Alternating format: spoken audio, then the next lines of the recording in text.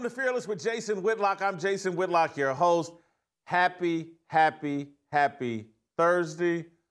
So glad you've joined us. We're going to be awesome today. You're going to love it. Shamika Michelle's going to join me. Steve Kim's going to join me. Butter's here with me in studio.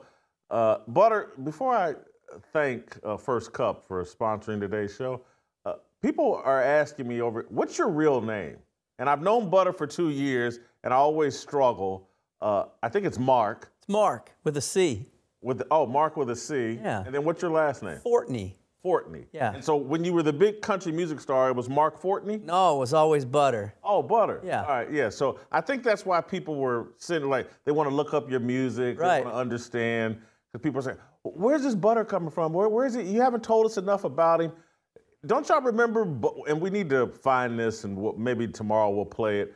Butter and Uncle Jimmy did that awesome Good Ranchers commercial. Butter's been around forever. It's just he's around a little more often now. But anyway, I'm distracted. I got so much I need to get to. First, I want to thank First Cup. Today's episode is brought to you by First Cup Coffee, a Christian-owned patriot coffee company that stands for core values, family, and building community across the nation. First Cup's freshly roasted beans are delivered in ground or whole bean, pods, and bulk. Go to firstcup.com and use promo code FEARLESS and save an additional 10% on your order. And if you subscribe, you can save another 10% for the life of your subscription. All right, we're going to start today's show talking about Shannon Sharpe and Shannon Sharpe's sex lies and Audiotape. Shannon Sharpe has baited the entire world, and he's a master at baiting.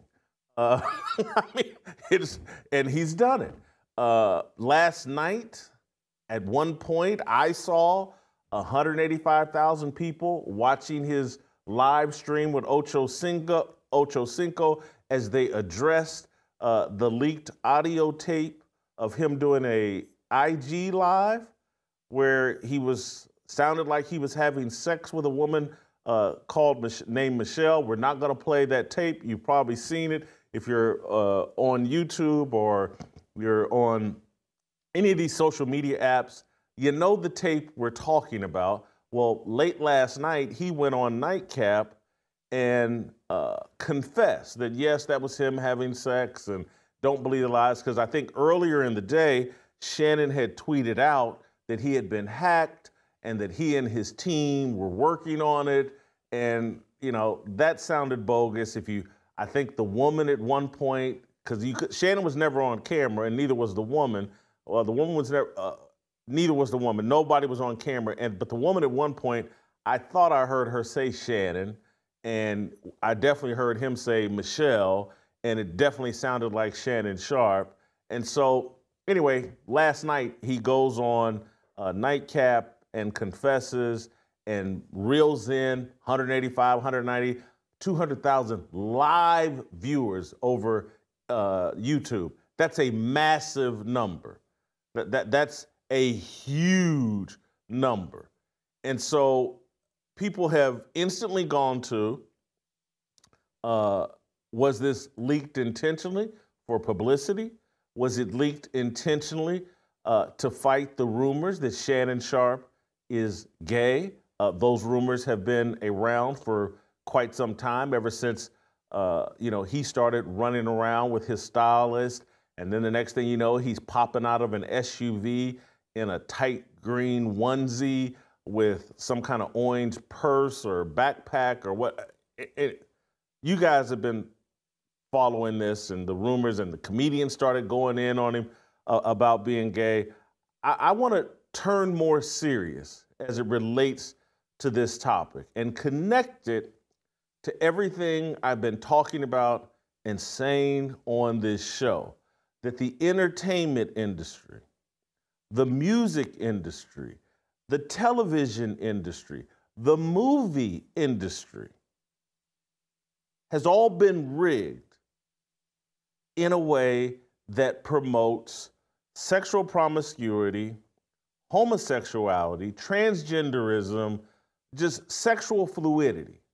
And if you want to be a part of the club, you have to join the sex cult that's driving the club, that's giving out the multi-million-dollar contracts. And I want to walk you through my relationship is a strong word, but my association, knowledge of Shannon Sharpe. And because you've heard me say many different things about Shannon Sharpe, I was hypercritical of Shannon Sharpe when he was at FS1 and for, the behavior he showed on that Undisputed show. And I've been praising Shannon Sharpe ever since he went independent and leaned into Club Shay Shay and Nightcap. But I want to put a bow or tell a longer story so that everybody understands where I'm coming from as it relates to Shannon Sharpe and how it relates to everything we've been talking about on this show for 3.5 years, about the lane that the industries, music, television, and movies, the lane that has been carved out for black men, and what you have to do in order to get the biggest checks and to get the biggest opportunities. So let me start here as it relates to Shannon Sharpe. I met Shannon Sharpe sometime in the mid-1990s, early in his career, shortly after, I believe, Tony Gonzalez entered the National Football League. And, I would imagine, I'm going off memory, let's say Tony joined the NFL in 96, 97, somewhere around there. And he and Shannon Sharpe became friends once Tony Gonzalez established himself as a elite level tight end in the National Football League. I'm in Kansas City covering the Kansas City Chiefs. I'm friendly with Tony Gonzalez. He's an athlete I have a tremendous amount of respect for, the way he carried himself. He and Shannon Sharpe are friends. I would see them out different places, Super Bowl parties, things like that. Always had a positive experience with Shannon Sharpe as a player. Always thought he was hilarious, engaging. He was just like the guy you saw on camera during the football games that was cracking jokes. Everybody seemed to like him. So, a guy that maxed out his talent, a football player that I had a tremendous amount of respect for. Trash talker, fun, but a great player, and someone that was really about winning. And he, John Elway is probably my favorite football player of all time, other than Jim Brown, but Jim Brown played before I was actually alive and could sing. But John Elway, my guy. And so Shannon Sharpe, and again, I'm in Kansas City, but I can only like who I like. And I love John Elway. I love the way that he played. And I love the fact once Shannon Sharpe got there, Elway actually had an elite receiver and target. And so tremendous amount of respect for Shannon as a player. Love what he did in Baltimore at the end of his career and helped them win a Super Bowl. Big part of the only offensive spark they really had in the receiving game with Trent Dilfer was Shannon Sharpe, and Shannon's playing alongside Ray Lewis, probably my second favorite NFL player of all time that I actually personally witnessed their career. But I just want to start there. Tremendous respect for Shannon Sharpe as a player. After his playing career, when he went into broadcasting, still had a positive take on Shannon Sharpe, like what he did at CBS. I thought he did a good job on that CBS show. He got let go at CBS, some allegations involving, I think, one of his either baby mamas or one of his girlfriends, and other things got leaked out that Shannon had some issues with women. I saw the reports, I heard the rumors, I didn't know any of this personally. And so I just, you hear stories like this, you lose a little bit of respect. But again, you don't know what you don't know. And so I was willing to give Shannon Sharpe the benefit of the doubt. Shannon Sharpe, and this is where it's important for you guys that follow the narrative that we promote here on Fearless, that there are decisions you make as a man, sometimes as a young man, that end up compromising your decision-making later in life. When you have several baby mamas, it doesn't matter how much money you make.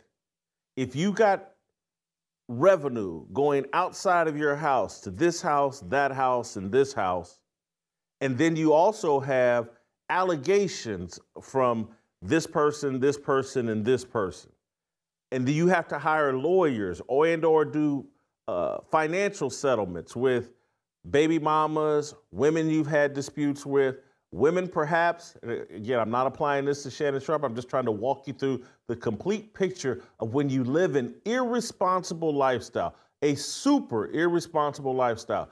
That's how you end up making bad decisions. Oh, let me pay this woman to have an abortion. Not saying that happened to Shannon. I'm saying that when you're irresponsible in your sex life, in your dating life, it compromises you. It puts you in bad positions. I talk about decisions and things that have happened in my own life that relate to this. I'm not trying to put Shannon Sharpe out on an island. I recognize his behavior because some of it applies to me as well, and I've certainly lived long enough to see it apply to other men. So Shannon Sharpe, multiple baby mamas, issues with women, he gets fired at CBS. He's looking for a recovery. He's made decent money in the NFL, but not the kind of money these guys are making now because he played in the 1990s, but he made decent money. But again, you got revenue going outside your house, here, there, and everywhere. You got lawyers, you got allegations you're fighting off. And that's how you get in a compromised position and an executive, someone by the name of Jamie Horowitz at Fox Sports, is looking for someone to play a minstrel role opposite Skip Bayless. And this is when I started to get at odds with Shannon Sharpe. When he joined FS1 to partner with Skip Bayless, again, I didn't have any problem with Shannon because I didn't know what he was going to do. I didn't know the role he was going to play. But the Shannon Sharpe that I knew throughout his playing career and the other NFL players, the way they described Shannon Sharpe, and just what I knew about his personal life, the role he played opposite Skip Bayless that Jamie Horowitz assigned to him was a buffoon and a minstrel. He ghettoed it up. And then he became the Shannon Al Sharpe tongue is what I used to call him on FS1. He was baby Al Sharpton sitting across from Skip Bayless saying buffoonish, race-baiting things. And I didn't like it. And that's when Shannon and I were both at FS1 at this time. There became a distance between us. And Shannon Sharpe, I did some kind of, I think, spoof in 2016, 2017 that never got to be aired on Colin Kaepernick. And Shannon Sharpe playing the role of Shannon Al Sharpe tongue. He's baby Al Sharpton of sports. He complained to the bosses and everybody, no way you should allow Jason Whitlock to air this Colin Kaepernick spoof. You know, black people will be all offended, blah, blah. And I'm going, Shannon Sharpe? The guy, the jokester, the prankster that I know? The guy with the locker room sense of humor? The guy that told me and anybody, and again, it was a joke. It was a joke, I'm not repeating this to further embarrass Shannon Sharpe or to smear him. I'm talking about how I received Shannon Sharpe's behavior like, I'm doing a spoof on Colin Kaepernick, the biggest clown in sports, running around with this fake afro and trying to be this pro-black, blah, blah, blah. I want to crack a joke on him because that's what needed to happen to Colin Kaepernick in 2016 and 2017 to shut this all down. And I got Shannon Sharpe playing Al Sharpton. That's a bridge too far. The Shannon Sharpe that I know that you'd see him anywhere, and he'd tell you, if you see a black woman on my arm, I'm holding her for the police. But I can't crack a joke on Colin Kaepernick. And so it irritated me. And now me and Shannon Sharpe are at odds when we're at FS1. We keep our distance from each other. I get an up-close look at Shannon Sharpe's behavior on air and I hear the stories about off air and how he conducted himself at FS1, and I further distance myself from Shannon Sharpe. I'm like, man, they got this dude. Some of it is just his own problems and own lack of character. But it's like they've pointed him into a role on this show opposite Skip Bayless that it's exacerbating a problem that's already there.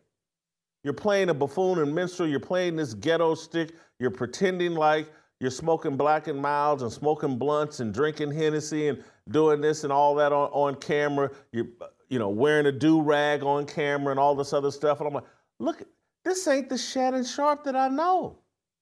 This ain't the real Shannon Sharpe. So I didn't like it, and I called it out quietly as I could. And that is an example of why you don't put yourself in a compromised position where you're in need of money. Because what happens is, oh, Jamie Horowitz wants you to play this buffoon. Yes, sir, boss. I'll play the buffoon opposite Skip Bayless. Skip! I'll do that. And then, I'm not blaming this on Jamie Horowitz. I'm blaming this on Shannon Sharpe and his desperation. He needed money. He wants to be famous. And so then when they tell you, and I can't put a name on it. You're just out there in LA long enough that you figure out like, oh man, if I really want to be a big star, I got to be an ally to the LGBTQ.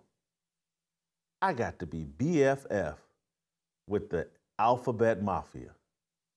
They let you know that in every way possible, very subtly. The system, I'm not putting a name on it, I'm just saying the system. Are you an ally to the alphabet mafia? And that's how, when you're Shannon Sharpe, and again, you need the money because you've made these mistakes, you haven't managed your money well, you've taken on all these extra responsibilities with multiple baby mamas, you've got issues outside that your lawyers are having to handle. And it's like, yeah, I'll be an ally to the alphabet mafia. That stylist, there's a little young black dude that's a stylist, they call him Hollywood, the one that was dating the NFL player, I think Kerry Rhodes. Yeah, I'll be best friends with him. Yes, I will let him personally style me, groom me, whatever. I'll sit courtside at Lakers games on multiple occasions with the gay stylist who had a bad breakup with Kerry Rhodes, a former NFL safety who's built a lot like Shannon Sharpe. And so this is Shannon playing the Hollywood game. I want to be a big star. I want the big check. Yes, I will be an ally to the alphabet mafia. Yes, I'll sit courtside and call my BFF some gay stylist named Hollywood. Well, eventually that blew up in Shannon's face.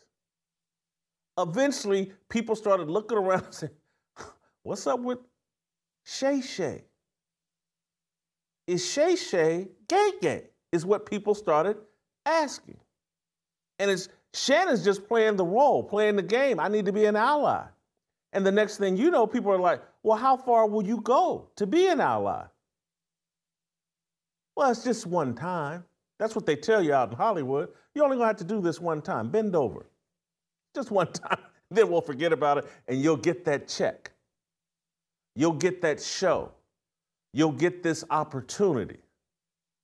And I don't know what lengths Shannon went to, but I'm telling you, the Shannon Sharpe that I knew from his playing days and early in his broadcasting career, his BFF wasn't some gay stylist that used to date Kerry Rhodes.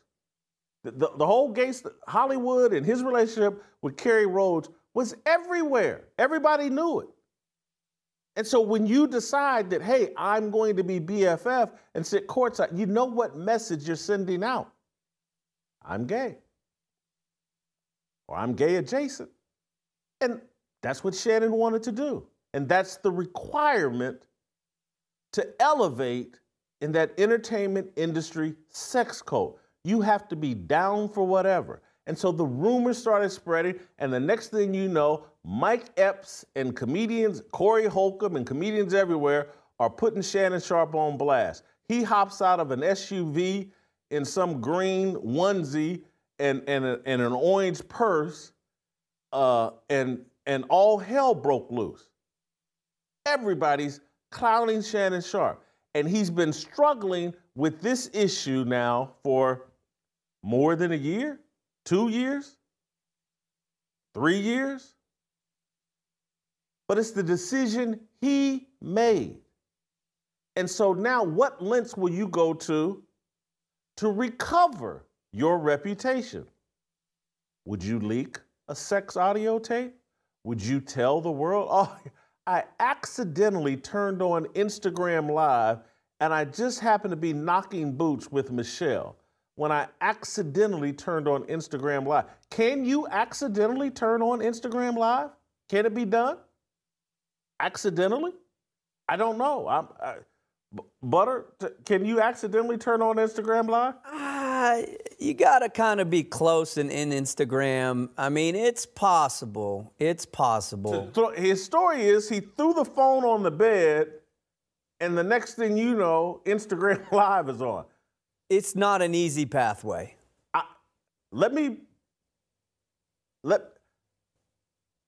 5, 6 years ago, 7 years ago, 8 years ago, I can't remember. I'm hosting a bachelor party in Las Vegas. Won't put a name on who I was hosting it for, dear friend, family member. But I accidentally I had Facebook on my phone, and I had naked pictures in my phone. Thankfully, not of me. Of Shannon? Not of Shannon. And I posted a young woman's naked photo on Facebook accidentally. I'm drinking. I don't know how I did it because it wasn't intentional. And it was only, I melted down. Luckily, I saw it and got it off the internet before anyone. So I know you can't, I accidentally posted a picture on Facebook. Maybe there is a chance he accidentally went live on Instagram. Maybe. I don't know how you do it, but I do know Shannon Sharpe wants to get past these rumors that he's gay. And he loves making money and to be famous. And to not put the sex tape out there is good. This is like Kim Kardashian good. It's going to make him more famous. He nearly had 200,000 people watching his show last night on YouTube with he and Ocho Cinco cracking jokes about it. But Shannon came on YouTube last night and pretended that he was embarrassed and upset, but all I heard mostly was a lot of bragging. Let's play SOT number 1 of Shannon Sharpe bragging about his sex tape. My phone wasn't hacked. It wasn't a prank. It was me being a healthy, active male. Mm-hmm. I mean, y'all not gonna figure it out. Right. Y'all not. Right. But what y'all can do, y'all can get on this row.co/nightcap and get $15 off your first order. That's what y'all can do. But you'll get it in, y'all see. But anyway, I'm just saying, Ocho. I'm just saying, Ocho. I'm just saying. About what? A minute, 5 seconds? Oh no. No. No. Hey, this ain't no YouTube short, but it's a full feature. Okay, come on, Ocho. Come on now. Don't do that. Oh, they want to go. They want to go a couple of rounds with the champ. Yeah, if you have an allergy, like if you're allergic to peanuts, you're allergic to shellfish, bee stings, ants, or something like that, Ocho. You keep an EpiPen on you. Right. I keep these on me. Ocho. Yes, sir. Real talk. They call these draws for the Hall of Fame. These draws go into the Hall of Fame. You know how when you have an outstanding performance, they want the jersey, the cleats, the glove. Oh, these draws go into the Hall of Fame. You know, she might have had to put a little ice pack down there, but she good otherwise. Nope. You know, you play a hard game, you ice. Basketball players ice their knees, they ice their ankles, the elbows and stuff like that. Up and down football players. Okay. I'm looking for a mattress sponsor now. I thought the box breathed out of that one, Ocho. He's promoting some sort of Viagra supplement. He's he's gaming the system. This is why we call him a master baiter, master at baiting. He has baited everyone into his sex tape. He's using it for fame. Now, what he's telling Mike Epps and them now, hey, crack jokes about this. This is in some ways genius. In my mind, it's sad. And it's what a compromised man will have to do to recover his reputation after selling it and selling out. This is, and again, you've heard me for months be very complimentary and praise Shannon Sharpe. I cannot do it here. This is exploitive. This is Kim Kardashian. This is, call me jealous, call me whatever. I have no respect for what he's doing here. 56, 57-year-old man. He's got kids. I think he's got grandkids. This ain't it. But this is the price you have to pay when you decide for money and fame and attention and opportunity, you will violate what you really believe and become an ally to the alphabet mafia for money. Because trust me, if he was really an ally, he wouldn't care if people called him gay. He wouldn't be putting out a leaked audio tape to try to dispel the myth or the rumor or the truth that he's gay. Here's Shannon Sharpe bragging about who called him as soon as the audio tape leaked. Play shot number 2. All sincerity, I'm extremely embarrassed that a very, very private, intimate situation, the audio can be heard. And I'm extremely disappointed in myself. 5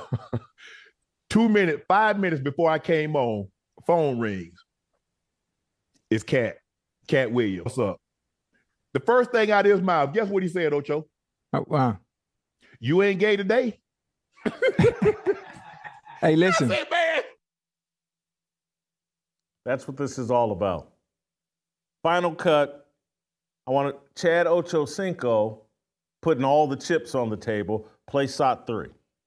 I was upset, but then I also remembered that you're not very good or you're not very technically savvy with phones and computer equipment, all that stuff. So I gave you a little grace, but I was still a little upset. I was a little hurt. But the fact that it was a Michelle and not a Michael, that's my dog. It's never been a Michael. I think the thing is, Ochocinco laid all the cards on the table. That's what this is about. Dispelling the narrative that he's gay. This is leaked intentionally. ESPN's not going to do anything about it. Maybe they're celebrating too. Who knows? Just remember 3 years ago, Paul Pierce had a party at his house where there was a woman in a G-string and he got fired. He wasn't having sex, but Paul Pierce got fired for some sort of illicit leak of a video or him going live on Instagram from this party he was having at his home. We're going to bring in Shamika Michelle first and get her take on all of this as it relates to Shannon Sharpe. And then we'll follow up with Steve Kim. Before we get to Shamika Michelle, I want to talk to you guys about Prize Picks.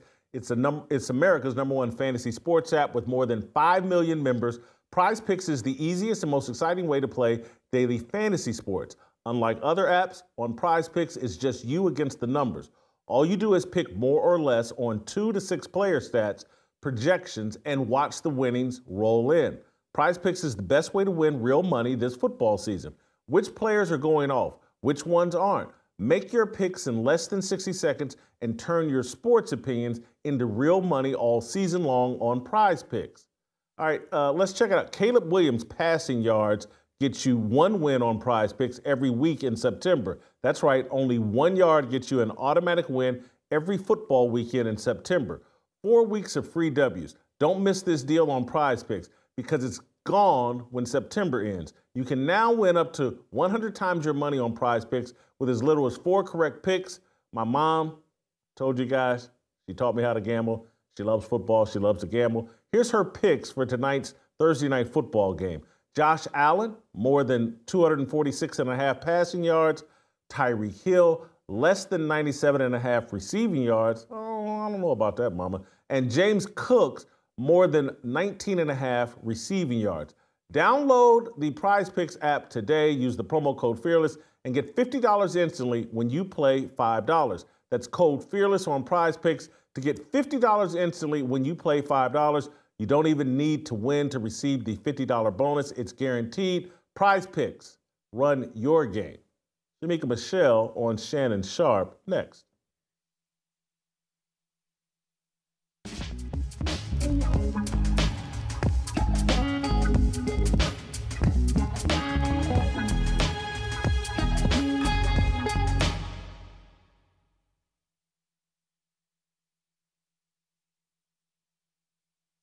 I'm not faulting anybody. All of these folks with this stupidity, faulting, they're looking for fault at them because they went to a P. Diddy party or whatever.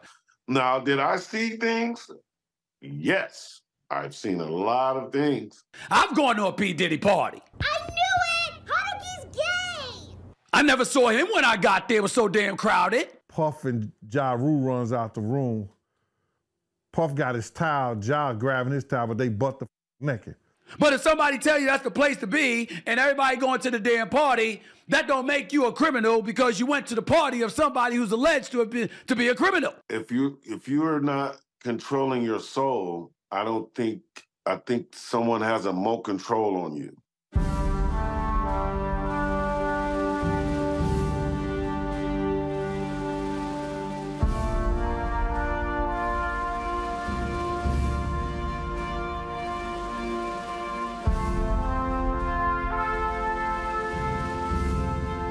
Man, there you go with that bullshit.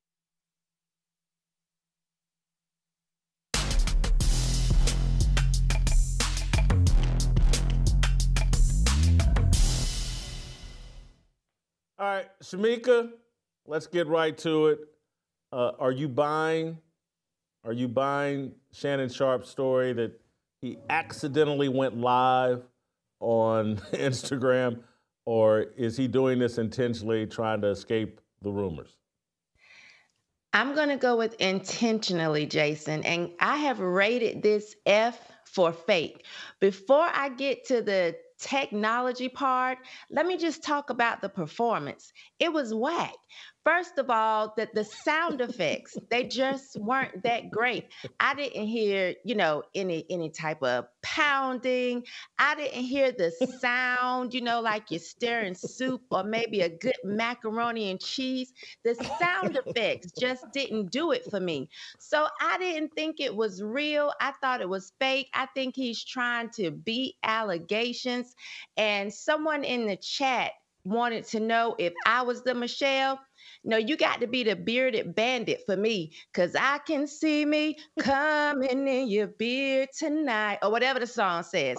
So no, it wasn't me, and I don't believe it was real at all. You cannot go to IG Live by mistake.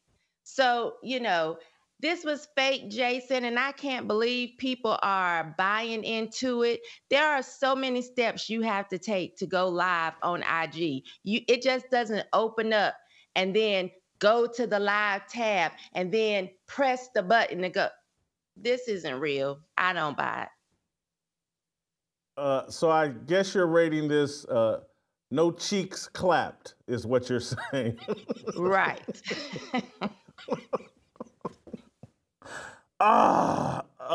What did you watch any of the nightcap? And I thought they were more celebratory than remorseful last night. And what do you think about? Is that a bad look? Good look? Is that the way to handle this? I don't think it was the way to handle it. Like, to me, if it was real and this woman who may get out, we don't know, because you have your social media investigators. You're not joking about it the night of. You're very apologetic to this woman. You're making sure this woman knows that you weren't trying to put her on Front Street or make her out to be some type of whore that you don't care about. To me, that's what, if this was a genuine mistake, which I don't believe it was, that's what you would be doing. You wouldn't be laughing and talking about she might need a little ice pack. Boy, please, we birthed 8 and 10 pound babies. She don't need no ice pack. You ain't packing like that. Just stop pretending. And it was just he laid it on just a little bit too thick for me to think it was anything other than a stage performance. And this was just a paid actress.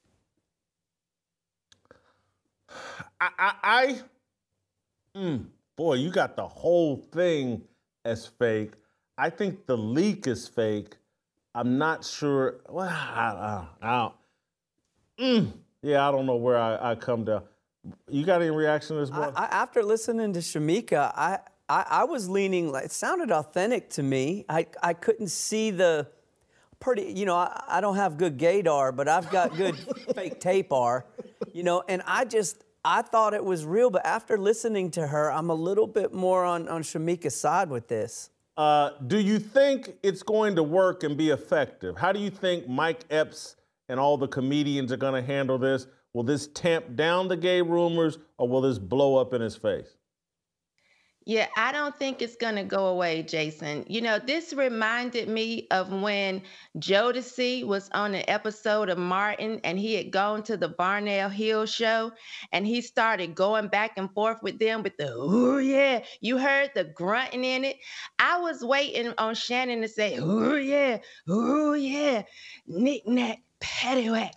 Give a dog a bone. It was just, I think it's going to blow up in his face. Once people get off the hype, they're going to say, well, we really didn't see it, so we still aren't sure. And now he's going to be trying to figure out how to go a step beyond to prove, I'm not club gay. Doesn't matter to me one way or the other, but I just think this was a failed attempt. Shamika, before you get me in any more trouble, I'm going to let you go. I don't know if we'll ever recover from the beard comment. And who sings that song? Phil Collins. Phil Collins, yeah. The Phil Collins deal, I don't know if we'll ever recover from. Thank you, Shamika. Man, Butter, she's pretty hard on, can I use that word? I didn't mean it. She's pretty hard on Shannon Sharpe. Is the whole thing fake? The leak is fake. The whole thing is fake? Seems like a long way to go. And so, because again, I don't, well, my definition of gay is there is no such thing as bisexual. And so, but Shannon's got 3 or 4 kids, maybe more. So, he does like to have sex with women, or at one point he did. And so it wouldn't surprise me if he had sex with this Michelle woman, but it was certainly staged and leaked intentionally. I'm not right there with Shamika. I'm gonna give you a good throwback music to your next topic. Do do do do do do do do do do do do. That's the drum solo in Air of the Night. I remember. All right, we're gonna bring Steve Kim in and broaden the discussion. We got other things. There's a big Thursday night football game tonight. There's some Deion Sanders stuff I want to get to. There's Pat Mahomes and Caitlin Clark had some statements related to the election. Colorado State. There's some more stuff I want to talk about as it relates to Tyreek Hill. Caitlin Clark and Asia Wilson played last night. We'll talk about all that and more with Steve Kim, the Korean Cosell, next.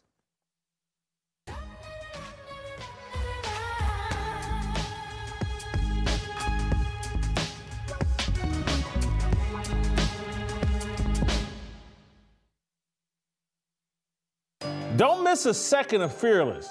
We'll be right back, but check out this clip from an earlier show. Marcus Freeman's taking a lot of heat, and I would imagine you two guys know each other.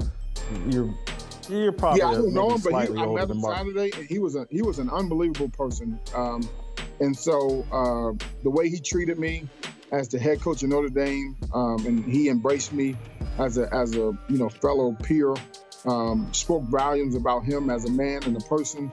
And so I reached out to him after the game and told him, hey, anything that you need from us to help you, things that we saw in the game, I'll be more than willing to help you. I want to see you be successful and lead that program to great heights.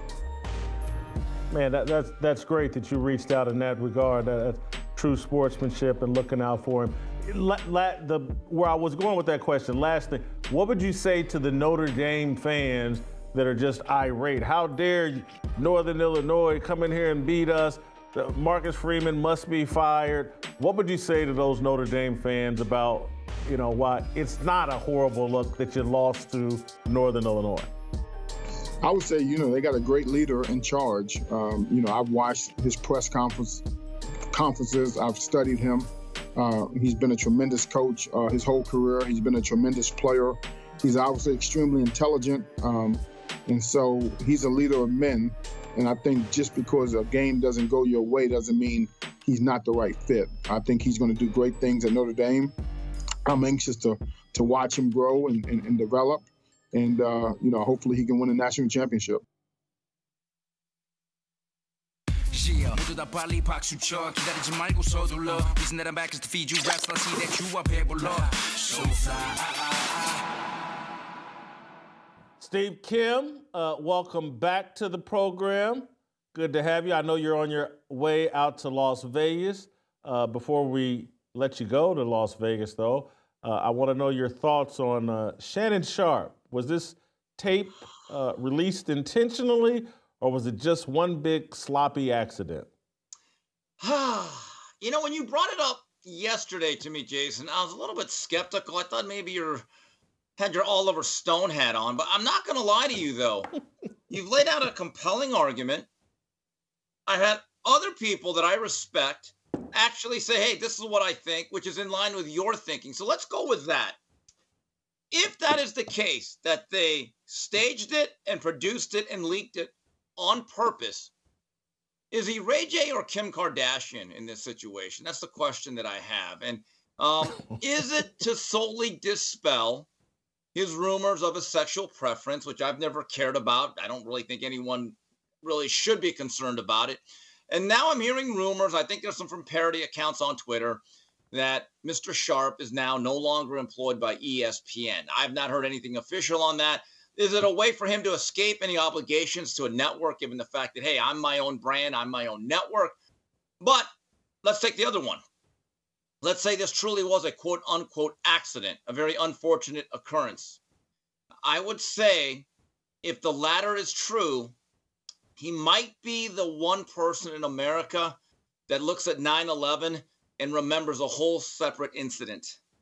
So I don't know what to think, but I'm not going to lie to you, Jason. You don't sound as crazy as you did last night, because there's more and more people that do believe that there was something there in terms of Shannon Sharpe releasing this and filming it on purpose. If you're ESPN, given the way you handled Paul Pierce, what do you do here? Nothing? Something? Fire? Suspension? What should ESPN do? He lied originally, said he was hacked. Well, okay. This is an American law. When someone says they've been hacked, they haven't been hacked. Okay? Just like when married couples, when they divorce, they say, well, we're going to remain friends. Jason, they never remain friends. Let's be realistic about that. So a couple things here. Number one, I make sure that Shannon gets a landline, as he alluded to. And number two, get a BlackBerry. Remember those things, the BlackBerry? The smartphones are too dangerous. It's like a weapon in someone's hand. I don't know. Here's the difference, and I know people are bringing up the Paul Pierce situation. Paul Pierce had a very fun poker game a couple of years ago. It seemed to me, and this is the difference, we got to take this in context, the two situations. It seemed to me that Paul Pierce was almost daring ESPN to do something. Like he was just flaunting it, saying, hey, what are you guys going to do about it? Fire me? Go ahead. While at least Shannon, the narrative is, hey, this was an accident. I didn't mean for this to get out. It's just good, wholesome, consensual sex between two adults. So I think there's a little bit of a difference here between him and Paul Pierce. Okay, I think that is a plausible narrative as long as you don't tape or go live on Nightcap and brag about it for an hour. Well, and so it was all like, hey, this is, there was an option of putting out a statement, explaining what happened, and moving on. He has chosen the route of, let me draw more attention to this and elevate my celebrity. And so that's where I think ESPN's in a tough position. He's trying to max out his mistake.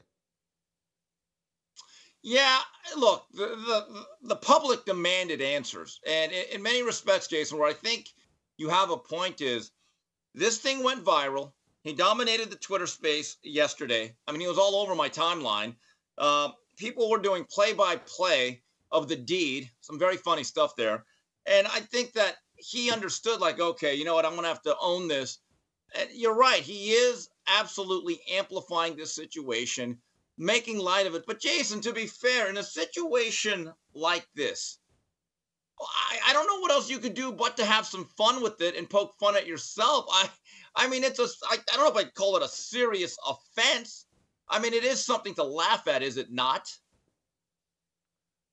Yeah, I think it's something to let other people laugh at. You don't have to participate in the joke. That's greed. That's cashing in.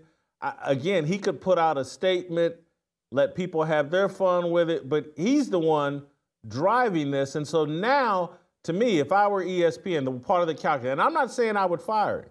I'm really not. But the part of the calculus is, hey, when people tune in to First Take and he's on with Stephen A. Smith, are they thinking about the topic, the sports, or are they thinking about, oh, here's Shannon Sharpe and we're laughing at him now? He's kind of, and again, I think in pop culture, he's Mike Epps and every comedian, Chris Rock, Shannon Sharpe is going to be a joke, a punchline. He's kind of damaged or created a distraction of his discussion of sports. That's where I think he runs into a little bit of problems. You do, but I remember years ago, and this had to be about, 24, 25 years ago, the legendary Marv Albert, who was like, he's Mount Rushmore on a lot of announcing lists. He went through some stuff. This is why you're on this show. I would have never thought of that, Steve. That is a great comparison. Continue. I mean, he did some stuff, and you people can Google out there, but he did some stuff that was pretty salacious and downright weird and odd. I mean, and this is a guy that I think a lot of us idolize, and I want to come clean here. I was actually Marv Albert's research assistant for the 2000 Summer Olympics for NBC Sports. Okay? He was announcing the boxing with Teddy Atlas and Marv. I had to sit with them for 2 weeks. I was in constant contact with them. Marv is a great guy, by the way. I can honestly tell you, he treated me extraordinarily well. And this was after that incident. And I'm just trying to put it out of my mind, like, hey, Marv, the next match is a bantamweight fight. And I just try to keep it as simple as that. And for about 2 years, Jason, wasn't he a punchline? And I get it, there was no social media. But I remember a lot of the jokes, but guess what? By about 2004 and 5, he just became the all-time great NBA announcer. We forgot about it. We moved on. That's a good one. I'm sitting here thinking about Morgan Wallen, and everybody's moved on. It was a big deal. He said the N-word, and who cares? Yeah, well, I think you got to look at. Let me just mention this, Steve, real quick. When you look at like Paul Pierce or these situations, you got to look at what Shannon brings to to the table. I mean, Paul hit the button to start it. This seems like an accident. And Shannon is just on a whole different planet than Paul Pierce. I just don't think you get rid of him for something like this. Yeah. The greater the talent, the more BS you put up with. That we are in that. Go ahead, Steve. Final thought, we'll move on. Yeah, I mean, Jason, CNN had a guy by the name of Jeffrey Tubin who on some Zoom call was, you know what he did. Relieving himself, yeah. Right, yeah. and look, he's kind of back. Like, he hasn't been blackballed or anything like that. I have a question, though. Given what took place a couple of days ago, do you think now Chad Johnson just has license to be late any damn time he wants now? Just show up whenever you want, Chad. Yeah. I mean, what's I was knocking boots, Shannon. I was knocking boots. I was knocking boots. I'm late. You understand. If anybody can understand it, you, Shannon. Yeah, you're on my time. Steve, before we move on, I want to tell the audience about a great opportunity they have, particularly for you guys out there that have a woman in your life that you would like to elevate, inspire, encourage, educate. On September 28th in Dallas, Texas, Allie Beth Stuckey's hosting a Share the Arrows event. It's a day dedicated to equipping women with the clarity and courage to navigate today's world with conviction and grace. This isn't just any event. It's a chance to come together with fellow women who are ready to stand firm in truth and fellowship. It will be led by Allie Beth Stuckey. She's brought in some incredible speakers, Rosaria Butterfield, Elisa Childers, Abby Haberstadt. Plus, there will be music from Francesca Battistelli. This event is made possible with the generous support of Carly Jean Los Angeles, a brand that aligns with our values of truth and faith. Help all the God-fearing women in your life experience powerful teaching, encouraging, fellowship, and inspiring worship by attending this amazing event. Go to sharethearrows.com today and select from the following packages: general admission, the breakfast package, the VIP package, the premium all access package. That's sharethearrows.com. Go there today. Steve, want to circle back to something I found interesting. Patrick Mahomes and Caitlin Clark yesterday were both asked about Donald Trump, politics, Kamala Harris, voting, and I think they both gave appropriate, interesting reactions. We'll start with Patrick Mahomes because he's been in the news cycle because of his wife as it relates to politics. She's like some Trump tweets. Obviously, Taylor Swift is on the other side. She's a Kamala supporter. Let's play SOT number 7. Former President Trump referenced you and your family again today on Fox News in relation to his campaign. I just wonder what your reaction is to seeing that. Yeah, I think I've always said I don't want my place and my platform to be used to endorse a candidate or do whatever. Either way, I think my place is to inform people to get registered to vote. It's to inform people to do their own research and then make their best decision for them and their family. And so I think that's every time I'm on this stage and I get asked these questions, I'm going to refer back to that because I think that's what makes America so great. I think it was important, though. I don't know if important is the right word, but when you were at the U.S. Open this past weekend and you guys were there with Taylor and Travis, I mean, is that an important image to show that, people who may have different philosophies can? Yeah, I mean, I think I've always, even dating back, I think if you've seen my history, I've grown up with people from every aspect of life and every background. And I think the best thing about a football locker room and kind of how I've grown up in baseball locker rooms, everything about that is people can come together and achieve something and achieve a common goal. And I think if we can, I mean, we talked about it a while back, but I think if we can do that as a nation, I think we can get the best out of each other. And so I think that's something that I do every single day. And whenever I'm hanging out with whoever, I'm not thinking about their political views or anything like that. I'm thinking about the people and how they treat other people. And I was with a lot of great people this weekend. Patrick, do you have a thought specifically about the idea of President Trump bringing up Brittany's name? Does that affect you one way or another? No, I mean, I think at the end of the day, it's about me and my family and how we treat other people. And I think you see is that Brittany does a lot in the community. I do a lot in the community to help bring people up and give people other opportunities to use their voice. And so it's in the political times, people are going to use stuff here and there, but I can't let that affect how I go about my business every single day and live my life and try to live it to the best of my ability. Man, that's a home run to me. Butter, you got something you want to? Well, I just think this is an opportunity to.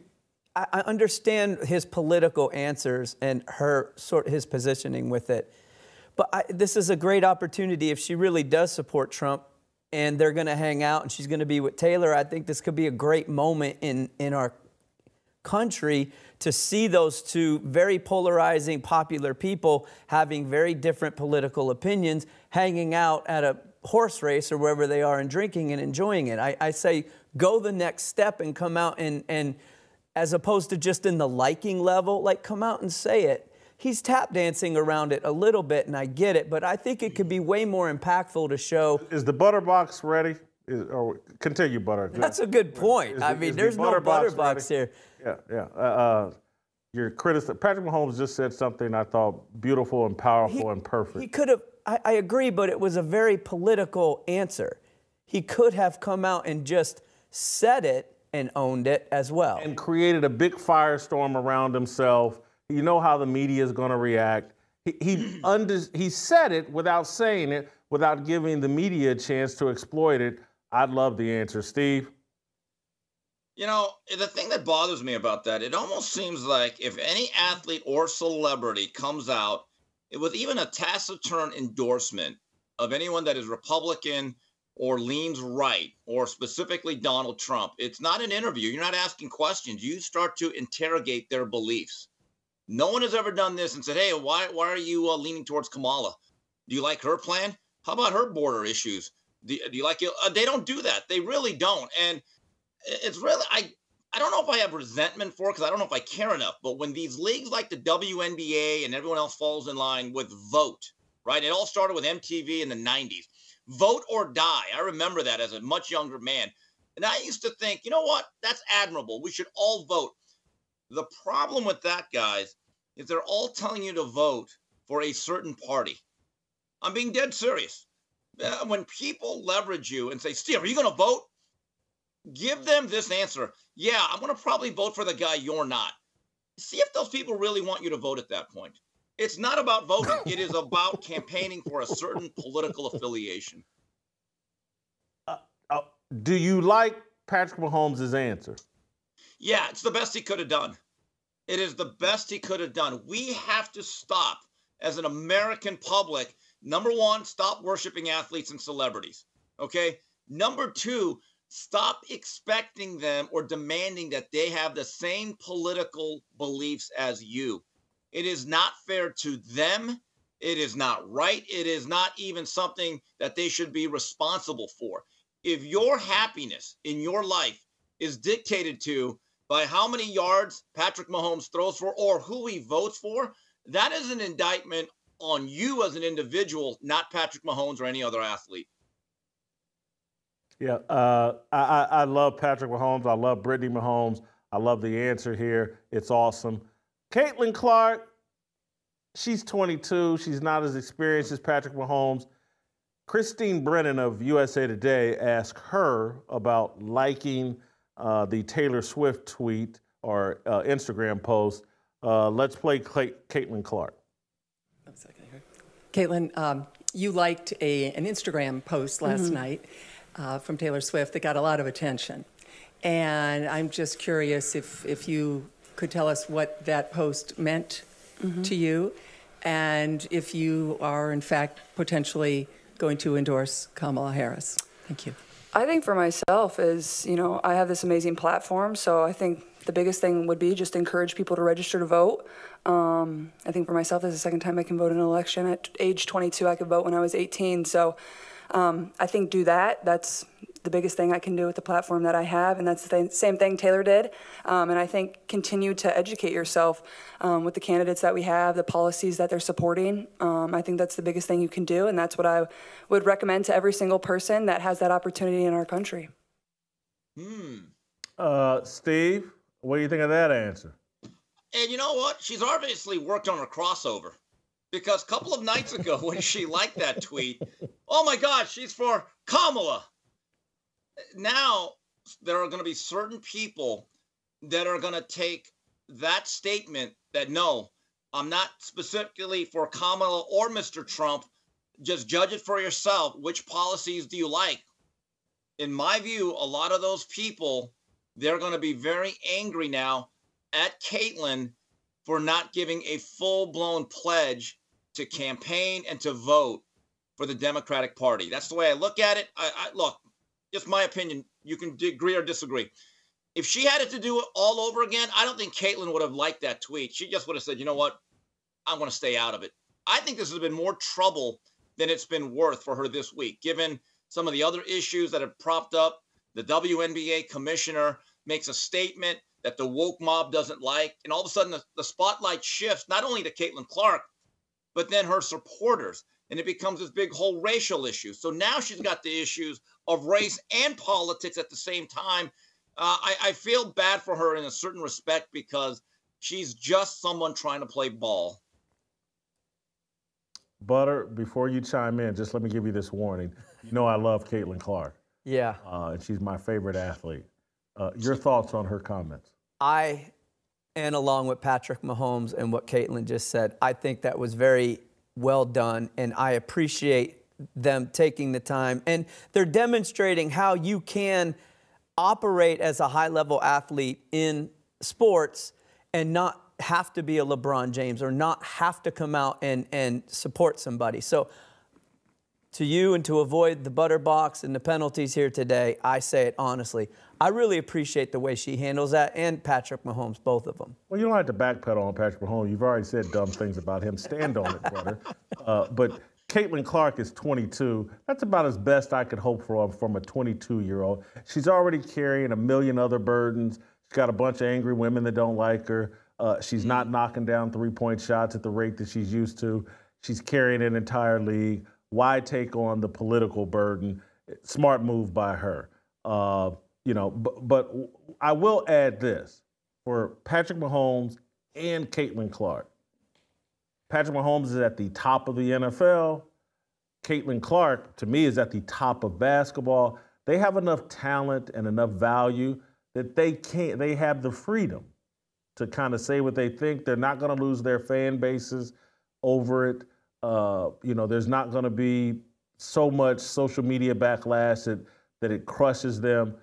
It's more the mid-level athletes. It's that have more pressure on them. Patrick Mahomes is free. He's got an enormous contract. He's going to get another enormous contract. He's got 3 Super Bowls. Caitlin Clark, the whole WNBA goes away if she's not happy and a part of it.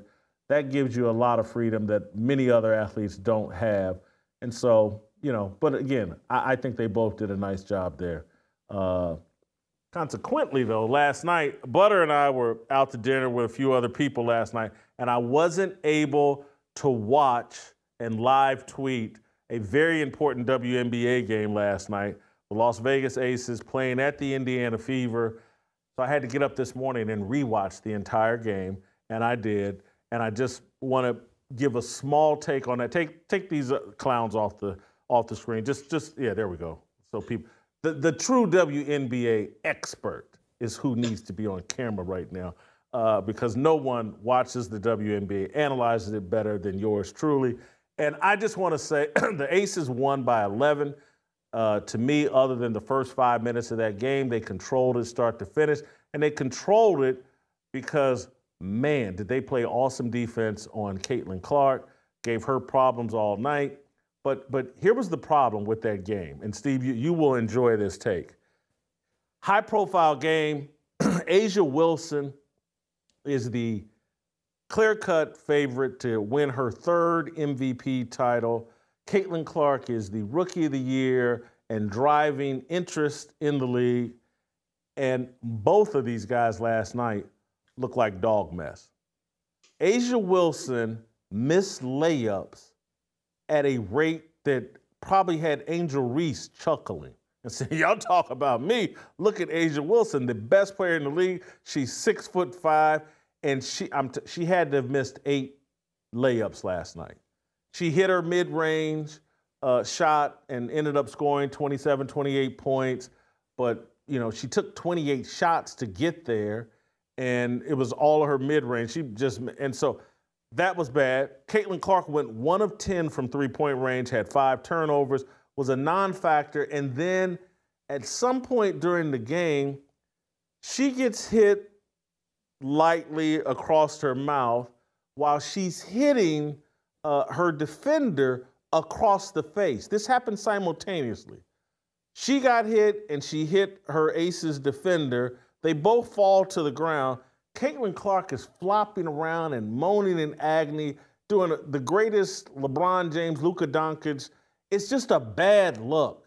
And it's inviting, it's giving her critics steam, ammunition, like, look at, all this theatrics over, you done hit the other girl in the face, and then you start begging the ref for a flagrant one. And I'm just going to say again, Caitlin Clark, if the Indiana Fever want to win at a high level, she has to take her attention off the referees. It's too much weight to carry. Do your job. Quit worrying about the refs. Quit doing all the antics and theatrics to draw fouls. And I know this was going on both teams. I saw Las Vegas Aces players. Everybody does their flop and exaggerated deal. That's all part of basketball now. But all these other players aren't carrying the weight that Caitlin Clark is. And so all of this bickering with the refs and constantly looking for calls from the refs, and at some point later in the game, she threw a tantrum about the refs. They won't give her another technical foul because they know she's only 2 technical fouls away from a suspension and having to miss a game. It's just a bad look for her, for the league. It's one of them deals where I love the girl, and she's the reason I'm watching. I'm getting up at 4:30 in the morning rewatching games. But, man, watching the best player in the league blow layup after layup and watching Caitlin Clark go 1 of 10 from 3. Again, she's more right now from three-point range. She's taking them from 2 deep. She's more Kyle Kuzma than Steph Curry. And then watching her bicker and argue with the refs, whoo, she's putting me to the test. And again, against high-level competition, what she's doing right now, it's not good enough. And so they'll exit the playoffs early right now. And again, a couple of weeks ago, I thought, hey, man, they're on a track where if they keep improving, they could be a threat for the title. I don't believe that after last night. They play the Aces again on Friday. They got a back-to-back with them, both at home in Indiana. I hope it goes better. I hope they learned a lesson. I hope someone is coaching Caitlin Clark and getting the best out of her or moving her in a better direction.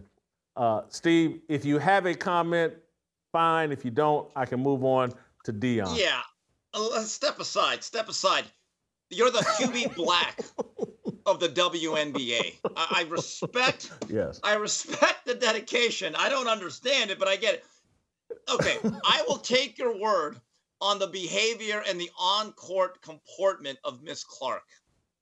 But let me just stick up for her a little bit. Being a fan of hers through YouTube highlights. How many teams have the #1 pick in any draft of any sport and make the improvement in year 1 that the Indiana Fever have had? Forget her numbers, forget her stats, forget any analytics. When this is all said and done, this will go down as one of the greatest rookie seasons ever in the WNBA. Yes, she's had help with some other players like Kelsey Mitchell. Look at me, WNBA expert, Steve Kim. Kelsey Mitchell. But if you take Caitlin Clark off that squad, it's probably just another WNBA team that's bad, mediocre, and no one cares about. So don't be too hard on Miss Clark. She deserves our respect and admiration, Hubie Black. Jeez. No respect. Caitlin Clark is having the greatest rookie season, in my view, in WNBA history. Candace Parker, I'm sure, would like a word with me about that, because she was MVP and Rookie of the Year her rookie season. I still say, with all the weight, the attendance, blah, blah, blah. But, Steve, I do want to add this context. Last season, when the Indiana Fever had the #1 pick in the draft and took Aaliyah Boston, how many more games did they win from the previous season? Do you know that answer? You're asking me, really? No, I don't. Yeah. No. They went from 5 to 13 wins, an 8-game improvement. Last year, they won 13 games. Right now, they have 19 victories, I believe. So there's been a 6-game improvement so far. They have 4 or 5 more games to go, but last year with Aaliyah Boston, they had 8 more victories than the year before. This year, they have 6 more victories than the year before. We'll see how it finishes up.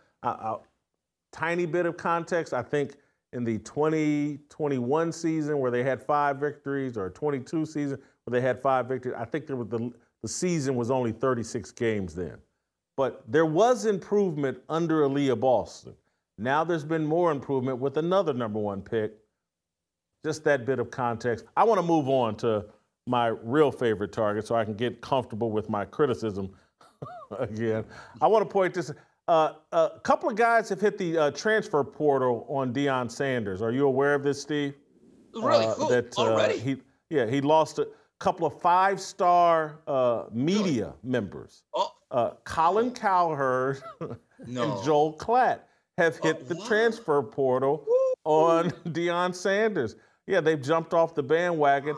Let's play Cowherd, who had been a big Deion fan and sub-tweeted, sub-criticized me. It wasn't over Twitter. It was on a show last year about Deion Sanders. But let's listen to Cowherd now as he talks about CU and Coach Prime. I've called Iowa the fake ID of college football. They'd win 8 or 9 games, argue they should be in a major bowl or the playoff because they beat up on directional schools out of conference, maybe Purdue, and then they'd go get shelled against the big boy. But you can only have a fake ID for so long. At some point, you're 21 and can drink legally. So it's time for a new fake ID of college football. You know, somebody that is new on campus, talking a big game, little thirsty, and not of legal age, kind of a poser. And I think it's Colorado. Deion Sanders is the new fake ID of college football. I'm sorry. A lot of talk, a lot of hat, no cattle. I mean, at least Iowa could hold their liquor. These guys are vomiting on themselves after a margarita. It's bad. They've lost 7 straight games to FBS teams. Worst run offense in America. Can't defend the run, can't play defense, tackle poorly. I mean, at least Iowa wore a collared shirt and sort of played the part. Well, maybe they can match up with Michigan. Man, Colorado can't even compete. They have the worst rushing offense in college football, and nobody talks more trash. A lot of stories about what they're playing over the loudspeakers. I don't care about those, but it feels like they're one big campaign to get Shedeur Sanders the Heisman or the number 1 pick. It's just a timeshare sales pitch, and I'm over it. And let's be honest, Iowa graduated college. They got a good job at a local accounting firm. They're doing fine with their life. Colorado is a mess. They're on academic probation, and they're bragging about skipping class on Wednesday. The new fake ID of college football is Colorado.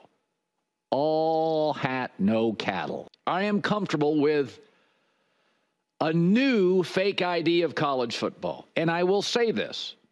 Iowa fans may have been impatient at times and want bigger bowl games, but they were humble.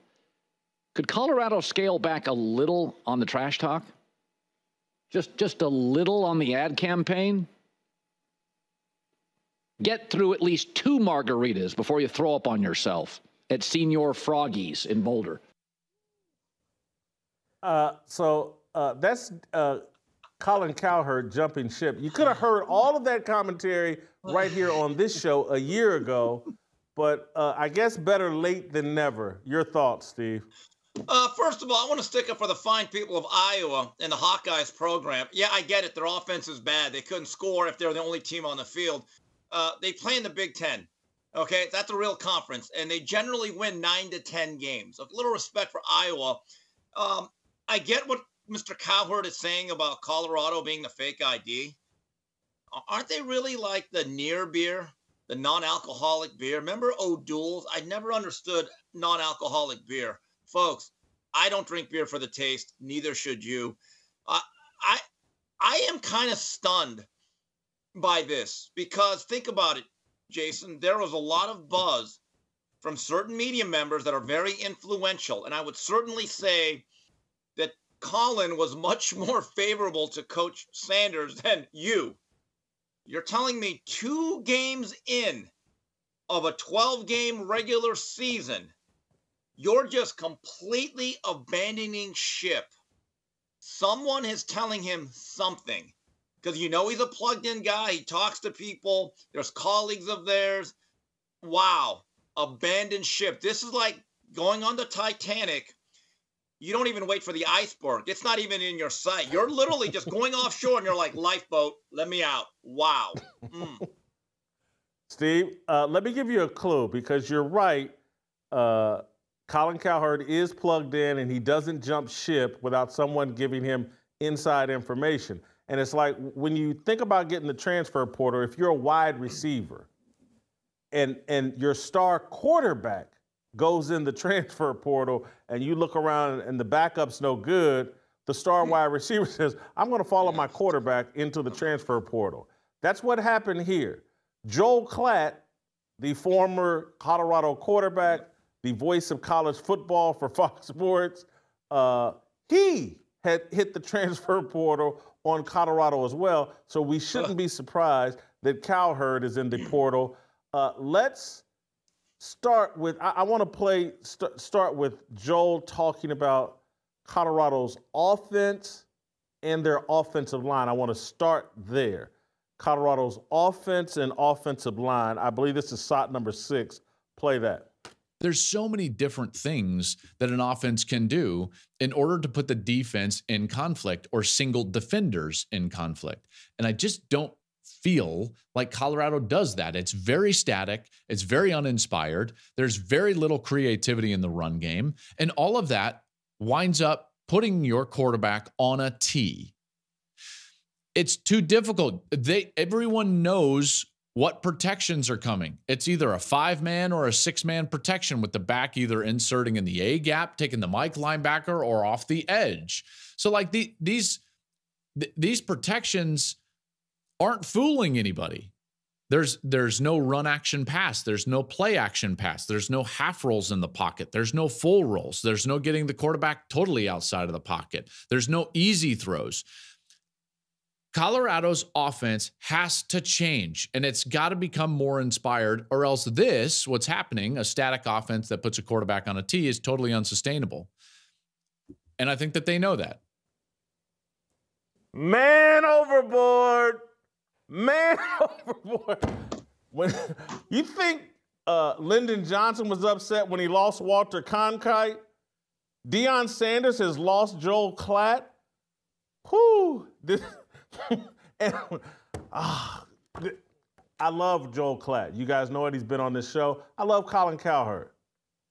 I don't understand why these guys didn't hit the transfer portal with me before the start of last season. When the guy came in on day one and started talking about I'm bringing Louis and you guys get out of here, that's when you should have hit the transfer portal. But again, I'm glad they're here. They can come join me. In reality now, I love these guys, but I just got to point it out. Joel Klatt started this season, and I'm telling you, I love Joel Klatt. The guy, he's a believer. He's a good person. He's one of the best I put him right there with Kirk Herbstreit.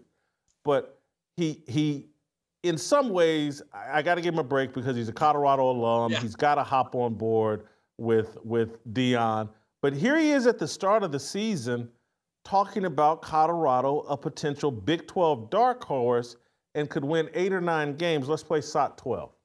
And then I've got these 2 dark horses. Colorado's a dark horse for this thing. I would be insane to not put Colorado in there as a dark horse for the Big 12. They're really talented. They might have the best quarterback in the entire league, and their skill position players are insanely talented. This is a team that went from 1 win to 4, where it's really threw away a couple of other wins. Should have been a bowl team last year, and everyone's like, well, can they go to a bowl? Can they go to a bowl? What are you talking about? Like, this team, I think, is an 8 or 9 win team, which puts them in the conversation in a deep quality league for a potential bid to the Big 12 championship game. If they keep Shedeur Sanders upright and he can throw to some of these talented players on the outside like Travis Hunter, watch out.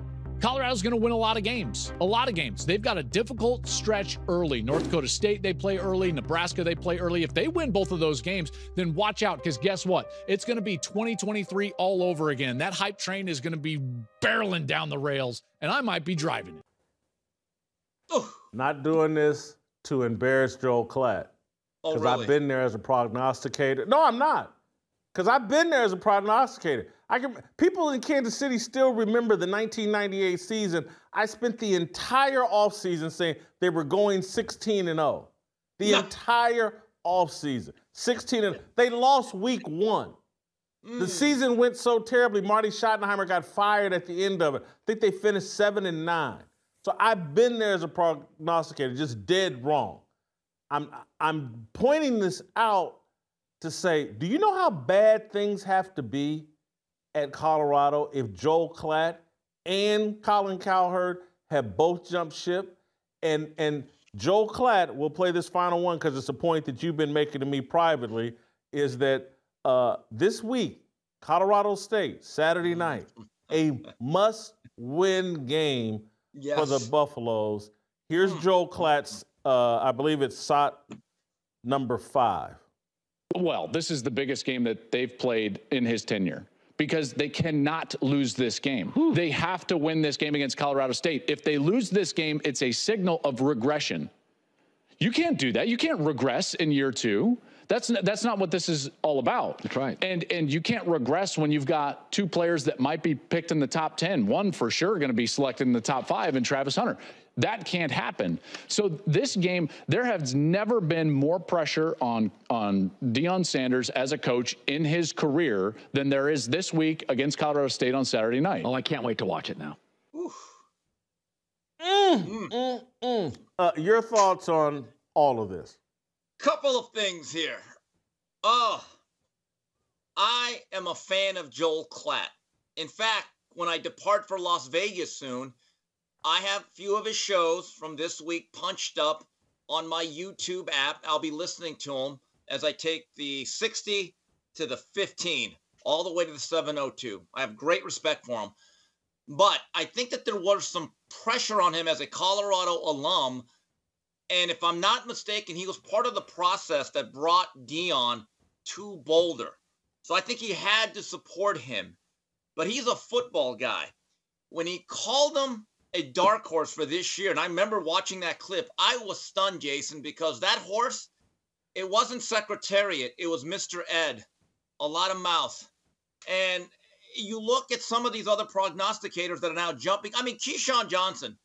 I saw one couple weeks ago when he was with R.J. Young, and he said, call me crazy. And I said, yeah, they're going to win the Big 12. And I just said, take away his damn mic.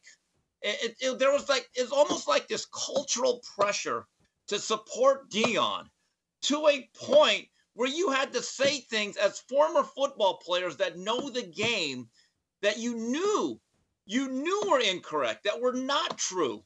And I'm looking at this schedule, guys, the Big 12, it is not the SEC. Let me get that. It's not even the Big 10. But it's a solid football conference that has a lot of teams that are difficult. And if you look at this game, Jason, if you do not beat Colorado State, the only 2 games that I think that they're going to be favored in, and this is just an assumption for now, is Baylor and Cincinnati. Those are the only 2 games I'm kind of looking at saying, okay, they'll probably be favored in those games. And they have a lot of tough road games. Central Florida, no? No, Central Florida has Gus Malzahn and KJ Jefferson starting to get into his groove. And that's a road game. Jason, the one thing about Colorado with the way they act and their whole persona, every road game is being treated like a Super Bowl by that home team. That is the blessing and curse of being Coach Prime. You've brought incredible intention and focus to your program, but you know what you've also done? You've made them a target. And it's great to be a target if you're Alabama, Georgia, or Ohio State. It ain't so good when you're Colorado.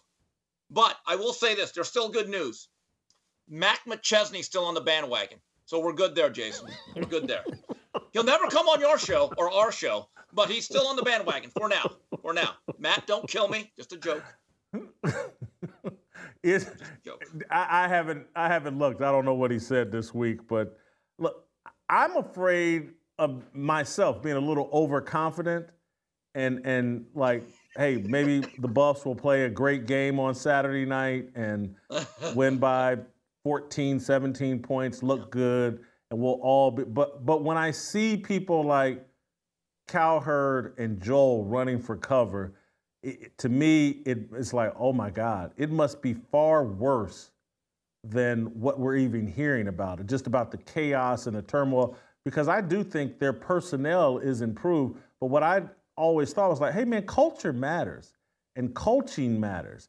And someone, the head coach being a, look at me, hey, look at me, and my son, look at him, and Travis Hunter, who I've adopted as my son, look at him. I was like, that's not gonna work for a team. And these other teams will have talent as well, and coaching and culture will matter. And that's why I'd never thought this was the right play for anybody jumping on the bandwagon. But now I'm like, am I overconfident? You know, everybody's jumping off the bandwagon. Saturday night will be very interesting. So Steve, we'll end here because we've gone longer than I anticipated. We'll end here. Tonight, there's a huge game in the National Football League. This is a great Thursday night game for Amazon. I hope you guys, because am I right? This is on Amazon with Kirk Herbstreit and Al Michaels. I'm hoping you guys have Amazon and can watch this game because it's terrific. Tua Tagovailoa versus Josh Allen. I want to throw up a full screen of a thing I saw over Twitter. I think this is about Tua and Josh Allen over their last 30 games. And I saw this over Twitter. We picked this up. I can't remember who put it out. But over the last 30 games, you could make a stats argument that Tua has been better than Josh Allen. I think this is a Tyreek Hill versus Josh Allen.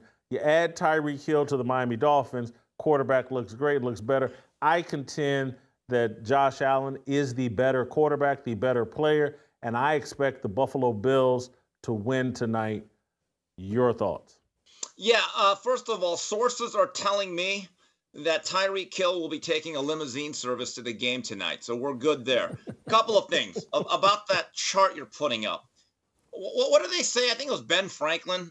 Lies, damn lies, and statistics. Can we be honest about this? And I am a Josh Allen fan, even though I have concerns about his style of play and the sustainability of what they're asking him to do right now.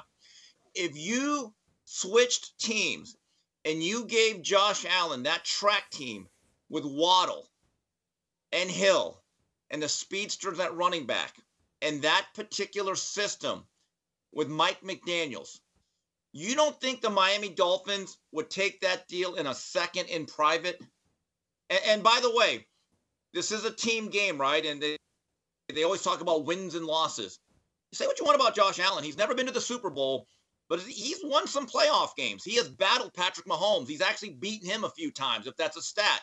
So you can have those numbers. I know which player I'd want, number 17. Totally agree. I'm high on Buffalo. I'm high on Josh Allen. I hope that he's healthy. I think that the removal of Stephon Diggs eventually is going to be addition by subtraction. There was too much pressure for Josh Allen to have to cater to Stephon Diggs. I'm hoping to see more of that. He's going to spread the ball around. Those receivers are, by the end of the year, going to give as much production as they got from having more talented receivers than Stephon Diggs. I like Gabe Davis, but he's someplace else now. I like the Bills tonight, particularly at home on a Thursday night. The Dolphins, with the controversy and the energy they've poured into being simps and pretending that Tyreek Hill is some sort of victim. Tyreek Hill, I'm so frustrated with him, demanding that this cop get fired. They pour too much energy into the wrong things, and so I think Buffalo wins tonight by a touchdown. Look, my gambling advice is generally horrible, but that is what I think. Steve, what's happening out in Vegas? What fight are you going to? I'm actually what's the not attraction? staying for the fight. I have a couple of meetings tonight and tomorrow. I'll be driving Saturday morning early from Vegas to go to Coach JB's Touchdown Cigar Bar and Lounge for a full day of college football palooza. And 12:30 on the ACC network, Ball State will win the coin toss. But 52-10, Miami on our way to 3-0 to the national title. I'm not touching that prediction. I will. Can I get my Ball State helmet on camera as I'm not touching that prediction because I'm not that hopeful. I watched us play against Missouri State, much closer game than I anticipated. This is not the Ball State team I wanted taking on the Miami Hurricanes. You and Warren Sapp's got his hands full. He's coaching in Colorado, so I probably won't hear from him talking any smack. But yeah, seriously, do you plan to watch Ball State Miami? Are you that much of a Miami homer? Jason, I get 12 games a year. I watch every game. I watched every play of FAMU. We could be playing DeVry. We could be playing ITT. I will watch it. But it leads right into Colorado State. Jason, expect a few phone calls from Coach JB on Saturday night. That's all I'm going to tell you. It'll be fun. It'll be fun. All right. Butter, I'll give you a final 2-second thought, or we'll play tomorrow. Butter, you got something to say as tomorrow plays, and we'll see you guys tomorrow. What?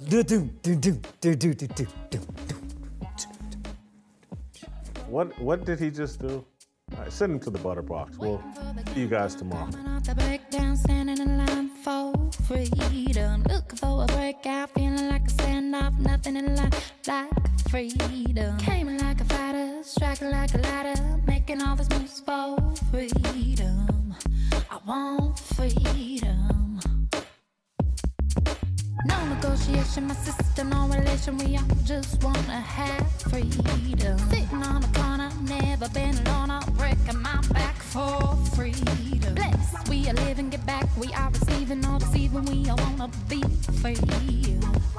We want freedom. I wanna be. I wanna be. I wanna be.